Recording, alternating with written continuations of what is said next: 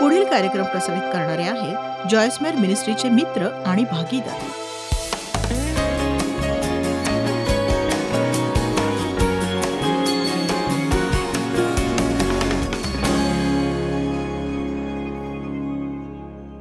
मी खूप उत्साहित आहे आज हा संदेश तुमच्यापर्यंत आणण्याबाबतीत.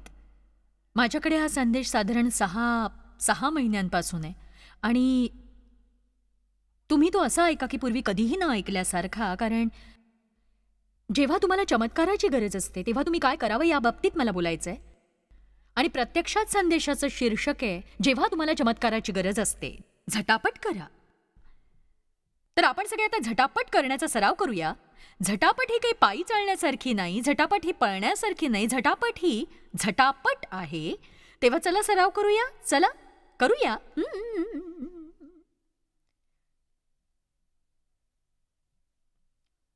चला तुम्ही सुद्धा करा.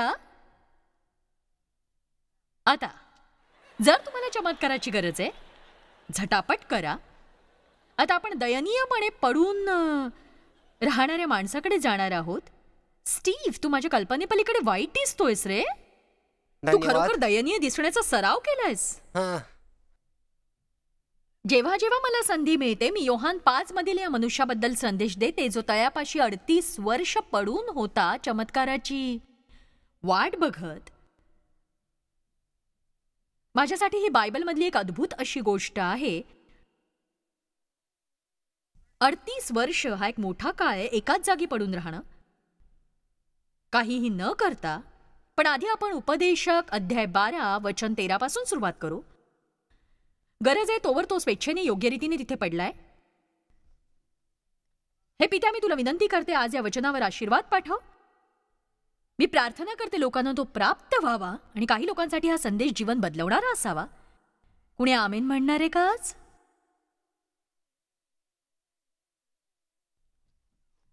उपदेशक हे शल्मोनानं लिहिलेलं आहे ज्याच्याकडे इतरांपेक्षा खूप ज्ञान होतं, पण कुठेतरी यातच 3 मूर्खपणाच्या गोष्टी त्याने केल्या आणि त्याने सगळं काही केलं. जो एखादा स्वतःला आनंदी करायला करू शकेल त्याला बहुत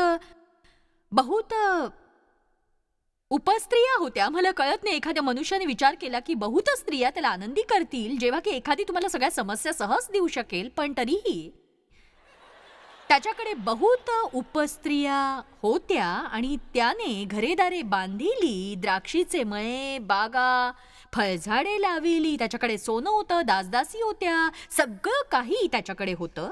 आणि तो म्हणतो या भूतलावर जी काही कामे चालतात ती सगळी व्यर्थ आणि वायफळ असा उद्योग आहेत. आणि अगदी शेवटी उपदेशक अध्याय 12 वचन 13 मध्ये तो म्हणतो की आता सर्व काही तुम्ही ऐकले आणि सर्वांचे सार हे की देवाचे भय धर आणि त्याच्या आज्ञा पाळ. मनुष्य कर्तव्य काय ते एवढेच आहे. मनुष्य कर्तव्य काय ते एवढेच आहे. बघा, त्याच्या निर्मितीचा पूर्ण उद्देश, परमेश्वराचा प्रारब्ध हेतू, सर्व पात्रांचे मूळ, सगळ्या आनंदाचा पाया आणि सर्व विसंवादाच्या परिस्थितीतील जुळवणी आणि सूर्याखालील स्थिती, पूर्ण कर्तव्य प्रत्येक मनुष्यासाठी. आणि एक सांगू, अँप्लिफाईड मधलं हे एक मोठं वचन आहे. तिथे पुन्हा जाण्यात वेळ नको घालवूया, पण बघा तुम्ही अँप्लिफाईड बायबलमध्ये जा आणि ते वाचा आणि ते पूर्ण जाणून घ्या की देव सांगतोय की जी काही समस्या तुम्हाला असेल ती निवारण करण्याचा मार्ग म्हणजे मी जे सांगतो ते करा. तुमची जी काही समस्या असेल ती निवारण करण्यासाठी सरळ त्वरित सरळपणे परमेश्वर तुम्हाला जे करायला सांगतो ते करा नक्कीच. आणि मला आशा आहे तुम्ही त्याविषयी थोडे जास्त उत्साहित झालात जे तुम्ही आहात त्यापेक्षा. पण मी हे पुन्हा सांगेन, तुमच्या आयुष्यातील एखादी समस्या दूर करण्याचा मार्ग, जे सर्व काही नियंत्रणाबाहेर आहे त्याची जुळवणी, सर्व स्वभावाचे मूळ हे आहे आपण दैवी स्वभाव विकसित करतो जेव्हा आपण आपल्याला ठाऊक आहे योग्य ते करतो, जरी आपल्याला ते करावंसं वाटत नाही किंवा दुःखदायक असतं तरीही जे योग्य आहे ते आपण करतो आणि त्वरित योग्य परिणाम दिसत नाही. आपण दैवी स्वभाव विकसित करतो जेव्हा आपण त्या लोकांना योग्य वागणूक देतो जे आपल्याला योग्य वागणूक देत नसतात. ओ ओ ओ ओ आउच आउच. आपण पवित्र आत्म्याला सहकार्य करायला हवं आपल्या आयुष्यात दैवी स्वभाव विकसित होण्यासाठी. दैवी स्वभावापेक्षा महत्वाचं दुसरं काहीही नाही. आणि याचा नेहमीच अर्थ योग्य ते करण्याची निवड करणं. हरकत नाही तुम्हाला काय वाटतंय. पुनर्स्थापनेचा आनंद लुटण्याच्या क्रमात ज्याविषयी आपण या आठवड्यात बोलतोय, पूर्णता, आरोग्य आणि जीवनाचं नवीकरण, केवळ प्रार्थना करणं आणि देवाची प्रतीक्षा करणं यापेक्षा अधिक आपण करायला हवं किंवा एखाद्याने बाकी सर्व गोष्टी करायला हव्यात. आपण जबाबदारी घेणं हे शिकायलाच हवं. आपल्यात असलेल्या क्षमतेला आपण प्रतिसाद द्यायला हवा. आणि मी तुमच्यात असलेली क्षमता तुम्हाला सांगणार आहे. देव तुम्हाला करायला सांगतो ते सगळं काही करण्याची तुमच्यात क्षमता आहे.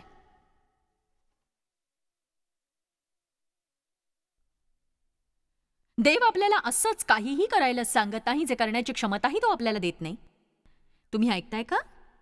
तेव्हा ते खूपच कठीण आहे असं म्हणण्याचा प्रश्न नाही. मी हे करूच शकत नाही. किंवा जर तुम्हाला काही म्हणायचं असेल तर सत्य सांगा, हे म्हणा, प्रभू मला करायचं नाही. आणि मी डोंगराभोवती फिरतच राहणार आणखीन डझन वेळा. आणि बघा, कदाचित मला बराच वेळ वाट बघावी लागेल तुमचं मन वळवण्यासाठी, जे घडणार नाही. आपण देवाची आज्ञा पाळणं शिकायलाच हवं. नीतिसूत्र अध्याय 6 वचन 5 ते 9. ज्याप्रमाणे पारध्याच्या हातून हरिणीला, ज्याप्रमाणे फासे पारध्याच्या हातून पक्ष्याला, त्याप्रमाणे आपणाला मुक्त करून घे. अरे आळशा, मुंगीकडे जा. तिचे वर्तन पाहून शहाणा हो. तिला कोणी धनी, देखरेख करणारा किंवा अधिपती नसता. ती उन्हाळ्यात आपले अन्न मिळवते आणि कापणीच्या दिवसात आपले भक्ष्य जमा करून ठेविते. अरे आळशा, तू किती वेळ निजशील? आपल्या झोपेतून केव्हा उठशील? मला हे वचन खूप आवडतं. याचं कारण ते आपल्याला सांगतं की मुंगी, लहानशी छोटीशी काळी किंवा लाल मुंगी जी आयुष्यभर केराभोवती रेंगाळते, छोटीशी काळी मुंगी कापणीच्या दिवसात आपले भक्ष्य जमा करते, ज्याची तिला गरज असते जेव्हा कापणी नसते. आणि हे खास करून नमूद केलंय की कोणी देखरेख करणारा नसतानाही ते करतात. आणि हा भाग मला आवडतो. त्यांना जे करण्याची गरज आहे ते त्या करतात आणि कुणीही त्यांना ते करायला सांगत नाही. मुंगी ही बऱ्याचशा लोकांपेक्षा शहाणी आहे. हे एक सुंदर असं वचन आहे. जे योग्य ते जेव्हा आपण करतो, जेव्हा कोणीही पाहत नाही आणि आपण ते करतो कारण ते योग्य आहे आणि देवाने ते सांगितलंय म्हणून, खात्रीने आपल्या जीवनातील प्रत्येक क्षेत्रात आपण विजय मिळवतो. जेव्हा तुम्ही घरी जाल, तुमचं एक मिशन आहे. ते म्हणजे इतर सगळ्या पाहणाऱ्या नेत्रांपेक्षा तुमचं जीवन जगणं. देवापुढे, देवासाठी, लोकांना खुश करण्यासाठी जगू नका. स्वतःला खुश करण्यासाठी जगू नका. बायबल काय सांगताय ते शोधा आणि तुमचं मन तयार करा देवाच्या मदतीने, जेणेकरून तुम्ही प्रत्येक गोष्टीत वचनानुसार आणि वैयक्तिकरित्या जी गोष्ट तुमच्या अंतःकरणात तो घालतो ती आज्ञाधारकपणे कराल.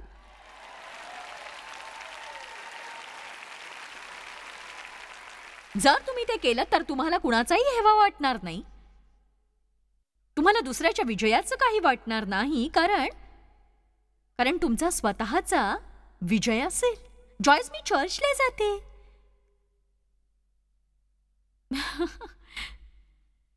मी बऱ्याच वर्षापासून चर्चला जाते, अगदी देवाबाबत गंभीर होण्यापूर्वीपासून. मी देवावर प्रीती करते, संपूर्ण अंतःकरणाने नाही, पण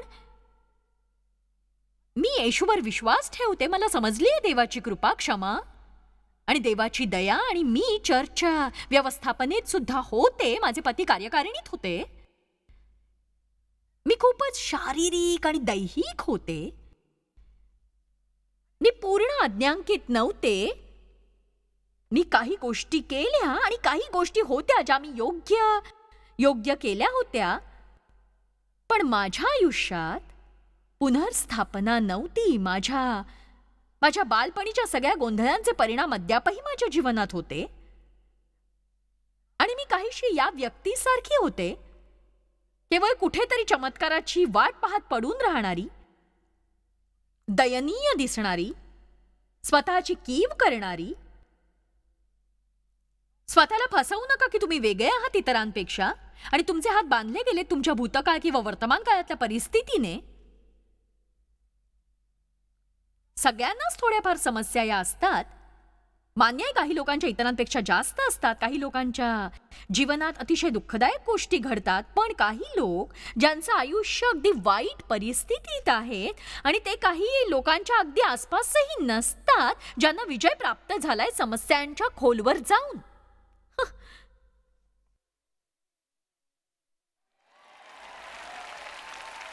मग काय चाललंय? बरीचशी ही मनोवृत्ती, ती बरीचशी स्वार्थी स्वकेंद्रीय असते. जो कोणी इच्छितो त्याच्याकडे नेहमीच देवाच्या अभिवचनाकडे ती परत येते.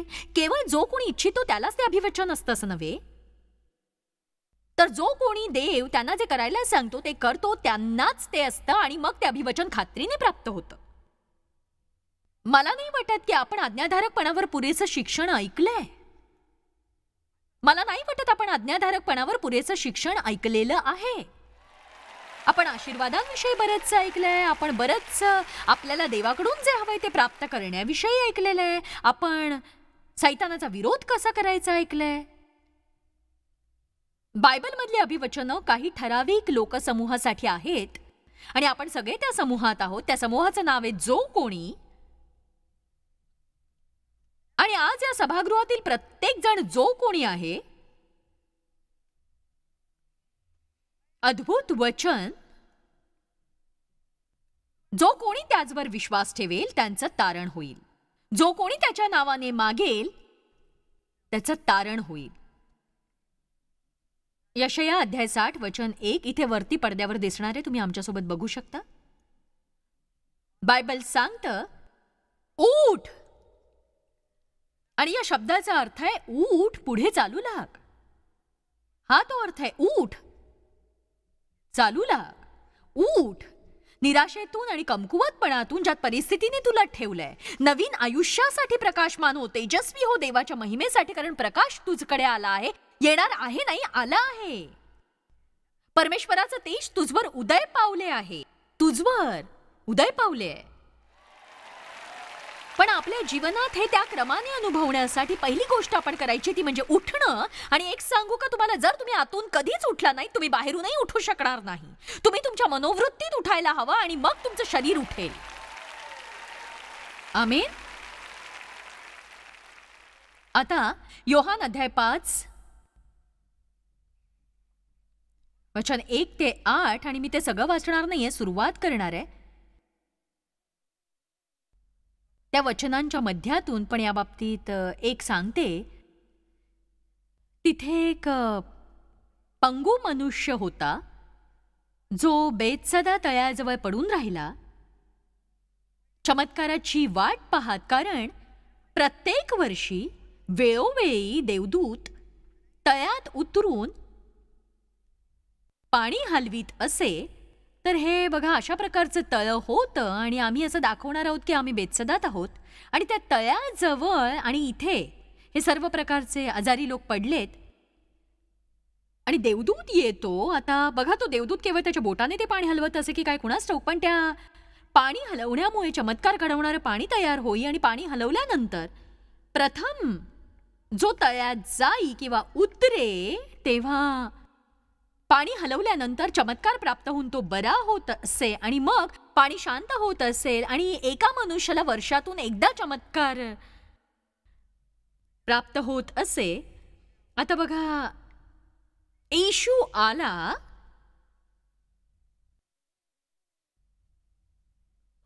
वचन 5, तिथे 38 वर्ष आजारी असलेला कोणी एक माणूस होता, एक पंगू मनुष्य, 38 वर्ष आजारी असलेला दुखणेकरी. आणि हा असा माणूस तिथे पडून होता. आणि येशू एक आश्चर्यकारक गोष्ट त्या माणसाला म्हणाला. जेव्हा येशूने त्याला पडलेले पाहिले आणि त्याला तसे पडून आता बराच काय लोटला हे ओळखून त्याला म्हटले, तुला बरे होण्याची इच्छा आहे काय, सांग मला. कुठल्या प्रकारचा प्रश्न आहे हा? तुला बरे व्हायचे आहे का? नक्कीच.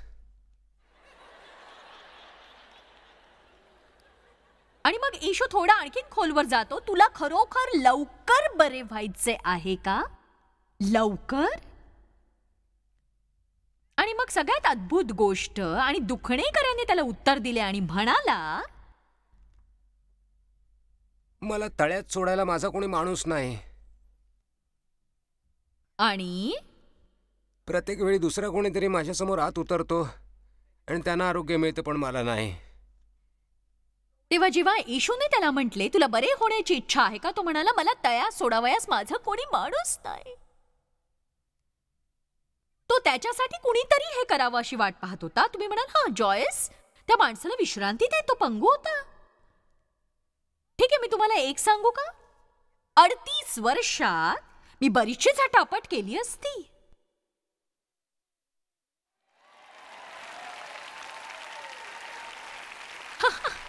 म्हणजे 38 वर्षात प्रत्येक वर्षी इंचभर थोडीशी जरी मी झटापट केली असती, म्हणजे बघा, त्याच्याकडे 365 दिवस होते.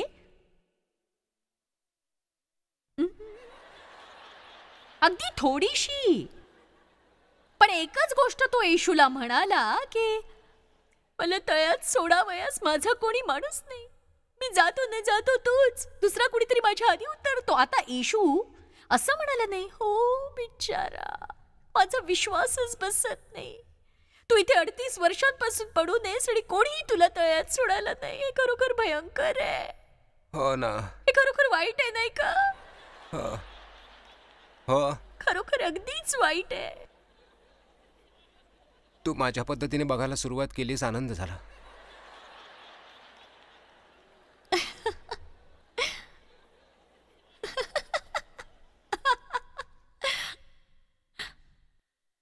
बघ, त्याला ते कळतंय, त्याला ते खरंच प्रत्यक्षात कळतंय, त्याच्या डोळ्यात पाणी आहे. आता बघा, येशू प्रेमळ आणि दयाळू असल्यामुळे मला वाटतं की तो म्हणाला असता की कधी न ऐकलेली अशी भयानक गोष्ट आहे, मी आजच तुझी समस्या सोडवतो. पण इथे येशू त्याला काय म्हणाला ते बघूया. वचन 8, येशू त्याला म्हणाला, ओठ ओठ, उभा रहा, आपली बाज उचलून घेऊन चालू लाग. घरी जा त्या गोंधळा सकट जो तू मागच्या 38 वर्षांपासून घातलायस. इथून निघ आणि तुझं आयुष्य जाग. उठ.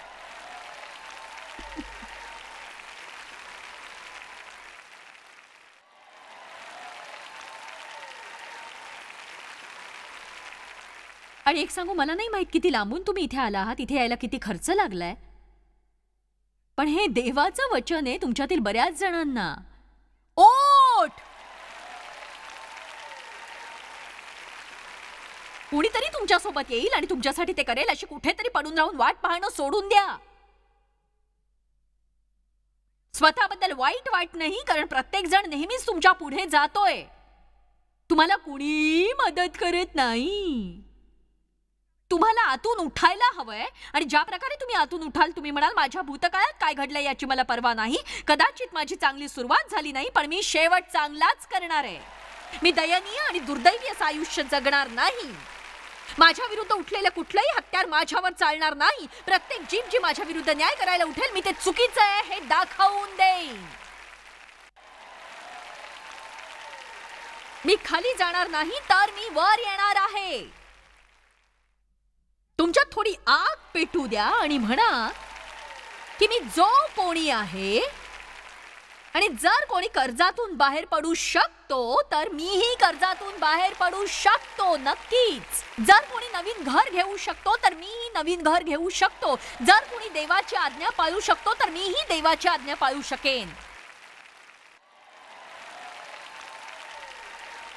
आपण केवळ नुसतंच आपल्या सकाळच्या वेळेत देवासोबत बसून अशांची पुस्तकं वाचायला नकोत. सगळ्या रहस्यमय गोष्टींसंबंधी ज्यांनी सगळं काही दिलं, देवाची सेवा केली, आपणही देवाची सेवा करू शकतो पूर्ण अंतःकरणाने. आपण त्याला शोधू शकतो, आपण त्याच्या समक्षतेत चालू शकतो आणि त्याला आणि त्याच्या पुनरुत्थानाच्या सामर्थ्याला जाणू शकतो. आपण जग बदलवणारी बनू शकतो. आपण असे लोक असू शकतो जे जगभरातील लोकांना मदत करतात. अगदी आपल्यातील प्रत्येक जण आपण आपल्या मनातून मुक्त करून मूल्यवान असं जीवन जगू शकतो. तो दुखणेकरी चालू शकत नव्हता, पण तो झटापट करू शकत होता. मला परवा नाही तुमच्या बाबतीत काय बिघडलंय, पण तुम्ही झटापट करू शकता. म्हणजे माझ्या मते 38 वर्षात मी त्या तळ्याच्या कडेपाशी कशीबशी पोहोचलेच असते आणि मी पाण्याच्या इतके जवळ पोहोचले असते की जेव्हा देवदूताने त्याचे पाणी हलवण्यासाठी बोट घातलं असतं, मी आत पडले असते आणि म्हटलं असतं मी बुडीन किंवा बरी होईन. आता मी अशा अवस्थेत राहणार नाही. जो कोणी येशूने म्हटले पुनरुत्थान आणि जीवन मीच आहे, जो माझ्यावर विश्वास ठेवितो तो मेला असला तरी जगेल. जो कोणी देवाच्या वचनावर विश्वासून पाऊल उचलतो तो कधीच निराश होणार नाही आणि कधीही पडणार नाही. कधी कधी तुम्हालाही पाऊल उचलावं लागतं. आपण सगळे आयुष्यात पेरतो त्याचीच कापणी करतो. जे पेरतो तेच उगवतं. आणि मी असं म्हणत नाही तुमच्या सगळ्या समस्या तुमच्या चुका आहेत. मला म्हणायचंय जेव्हा तुम्ही आणि मी त्या समयात येतो, जेव्हा आपण देवाला ओळखायला सुरुवात करतो, आपण योग्य ते करायला लागतो. जर बराचसा काळ तुम्ही योग्य ते केलं तर तुम्हाला योग्य परिणाम मिळतील.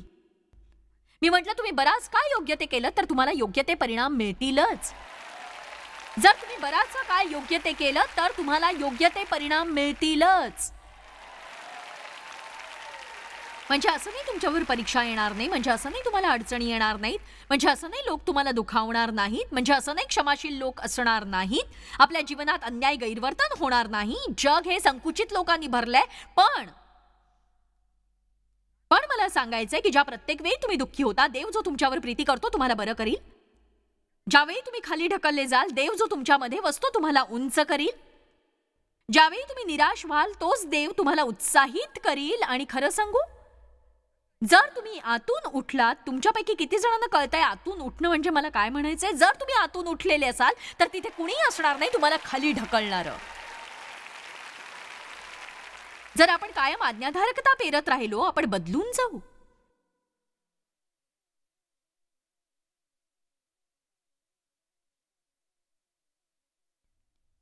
चांगुलपणासाठी आपलं जीवन बदलेल. आज्ञाधारकता जर आपण पेरला तर सर्व प्रकारचा दुःखीपणा तुमच्याकडे असेल. पण जबाबदारी म्हणजे पात्रतेला प्रतिसाद देणं होय, जी तुमच्यात आहे. म्हणजे पात्रतेचा प्रतिसाद म्हणजे लेखाजोखा देण्यासाठीचं पाचारण, उत्तरदायित्व, घडणाऱ्या चुकांची जबाबदारी, तुमच्या वागणुकीचं उत्तर. आणि आपण काय करतो तर कारण सांगतो, बरं तुम्ही इतकी चिडलेले का? कारण कामावर दिवस वाईट होता. तुम्हाला वागताना इतकं कठीण का जातं? कारण मला बरं वाटत नाहीये. याला उत्तर देणं म्हणत नाहीत, याला कारण सांगणं म्हणतात. म्हणजे टाळणं. असं मी या पद्धतीने खूप वर्ष केलं. तुमची जबाबदारी पार पाडण्यासाठी, तुमचं काम करण्यासाठी, योग्य अयोग्य यातून निवडण्यासाठी, उत्तरदायी असण्यासाठी, उत्तरदायी होण्याऐवजी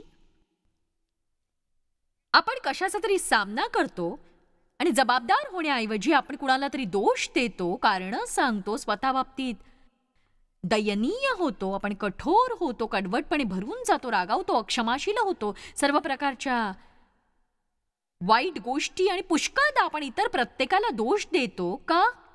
का तो तिथे 38 वर्ष पडून होता? कारण कुणीही येऊन त्याला तळ्यात सोडणारं नव्हतं. हा त्याचा दोष नव्हता, तर कुणीही येत नव्हतं आणि त्याच्यासाठी काही करत नव्हतं. पण मग त्याने झटापट का केली नाही? कारण तो व्यस्त होता विचार करण्यात, सगळे लोक त्याच्या पुढे कसे जात आहेत स्वतःची कीव करत होता, कारण त्याचं जीवन त्याला हवं तसं वळण घेत नव्हतं. इथे खूप लोक आहेत, कदाचित काहींच्या जीवनात त्यांना हवं असलेलं वळण मिळत नसेल, पण म्हणजे तुमचं आयुष्य संपलं असं नाही, तुमचं जीवन महान होऊ शकत नाही असं नाही. तुम्ही विचार केला त्याप्रमाणे ते नसेल, पण तुमच्यासाठी माझ्याकडे एक बातमी आहे, देव ते काहीसं चांगलं करू शकतो.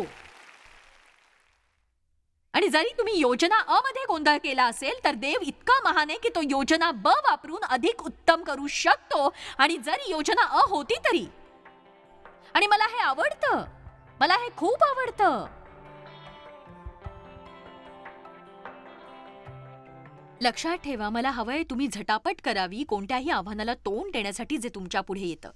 एक सांगू, तुम्ही काही करू शकत नसाल किंवा तुमच्याकडे नसेल, पण देवाला तुम्ही रोखू शकत नाही. तरीही तो उत्तम गोष्टी तुमच्या जीवनात करतोच. त्याच्यासोबत तुम्ही हे जाणून घ्यायला हवं की सगळं काही शक्य आहे. मला खरंच खूप आवडते, तो म्हणतो सर्व प्रसंगी सर्व लोकांशी कसं वागावं हे मला समजतं. कसंही करून ख्रिस्तासाठी त्यांना जिंकता यावं म्हणून. आणि खरंच मला विश्वास आहे आपल्याला प्रौढ होण्याची गरज आहे. कसं स्वीकारावं, कशी तडजोड करावी, वेगवेगळ्या लोकांशी खरंच आपण कसा चांगला वेळ घालवू शकतो. आणि म्हणूनच हे शिक्षण जरूर घ्या आणि हे खरंच तुमच्यासाठी आशीर्वादित असेल आणि जीवन अधिक चांगल्या प्रकारे जगण्यासाठी याची मदत होईल. तुम्हाला दिवसभरातला उत्तम असा आराम प्राप्त हो. जॉयस मायर मिनिस्ट्रीज करता तुम्ही खूप मौल्यवान आहात. आम्हाला तुमचं कौतुक आहे आणि जगभरामध्ये हे सेवा कार्य शक्य करण्याकरता आम्ही आमच्या मित्रांचे आणि पार्टनर्सचे आभारी आहोत. आम्ही एकत्रितपणे भुकेल्यांना खाऊ घालतो, गरिबांना वस्त्र देतो आणि राष्ट्रांना सुवार्ता सांगतो. तुमच्या प्रार्थनेच्या विनंती करता आमच्याविषयी आणखी माहिती मिळवा. जॉयसच्या कॉन्फरन्सच्या तारखा पहा आणि ख्रिस्ताची प्रीती जगभरामध्ये पसरवण्याकरता आमचे सहभागी व्हा. याचा सर्व खर्च जॉयस मायर मिनिस्ट्रीचे मित्र आणि भागीदार करत आहेत.